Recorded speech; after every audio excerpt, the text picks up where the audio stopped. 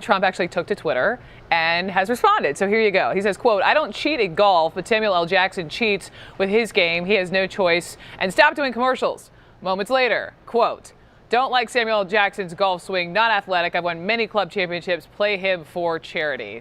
I don't know Samuel L. Jackson. To the best of my knowledge, haven't played golf with him and think he does too many TV commercials. Boring, not a fan. The studio was tense before the first insult even landed. The lights were bright, the audience restless, and Jimmy Kimmel sat behind his desk between two very different kinds of power. Donald Trump on a giant screen from Mar-a-Lago, loud and smiling, and Samuel L. Jackson in the guest chair, calm, silent, and watching everything. Trump had called in to defend himself after another joke about his golf game, but within seconds the conversation stopped being about golf. It became about ego, intelligence, and the danger of challenging the wrong man in front of a live audience. Trump came in swinging. He mocked Jackson as overrated, angry, and jealous. He said the golf stories were lies. He claimed he never cheated and had won more championships than anyone wanted to admit. Then he pushed harder. He questioned Jackson's intelligence, praised his own mind, and demanded an IQ test live on air. Then the camera cut to Samuel L. Jackson.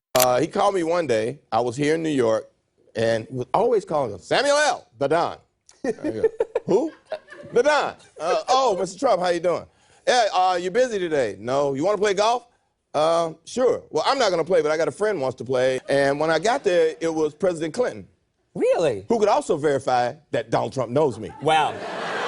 Finally, he leaned forward. "You want a test?" he said. "Fine. Let's make it simple." Trump smiled wide, convinced he had already won. "Bring it on," he said. Jackson's expression barely changed. "We don't need doctors," he replied. "We don't need charts. If you want to prove genius in front of America, we'll start with one basic question." The room changed. Jackson reached into his jacket and pulled out a single card. Holding it toward the camera, he spoke slowly. I just haven't been inspired by what everybody's trying to do, say, prove, whatever.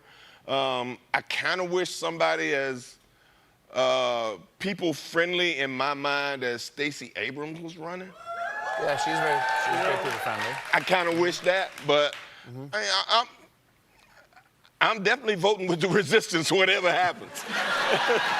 You talk about the Constitution all the time, so tell the American people, in your own words, what the 14th Amendment is about. Trump's smile froze. For several seconds, nobody moved. Trump looked off to the side, then back at the camera. He began with confidence, but the confidence had no center. He said it was a very important amendment, a beautiful amendment. But he never answered the question. He praised it. He circled it. He filled the air with words that sounded strong but meant nothing. Jackson did not let him escape. No slogans, no rally talk.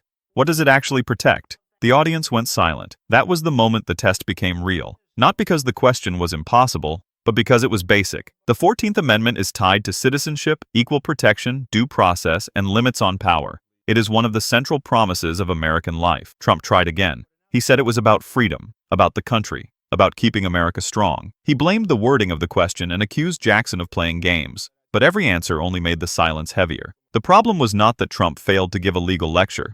The problem was that he had demanded an intelligence test and then stumbled on a basic constitutional question. Jackson stayed calm. That calm made everything worse. "You asked for the test," Jackson said. "Don't get mad because the first question had history in it." The studio erupted. Trump tried to interrupt, but the room had shifted away from him. The insults no longer landed. The volume no longer saved him. Jackson then explained the amendment slowly for the audience. Citizenship, equal protection under the law, due process, and responsibility to the Constitution. He said the Constitution is not a prop for speeches or rallies. It is a document that limits power, protects people, and demands seriousness from anyone asking to lead. For many older Americans watching, the moment carried extra weight. They remember when leaders were expected to know what they swore to defend, when confidence had to be backed by knowledge. Trump tried one last time to call it a setup. He said Jackson was reading lines, Kimmel was desperate, and the crowd was trained to clap. But the words sounded smaller now. He wanted a contest about ego. Jackson made it about knowledge. By the end, nobody remembered the golf joke. Nobody cared about the shouting from Mar-a-Lago.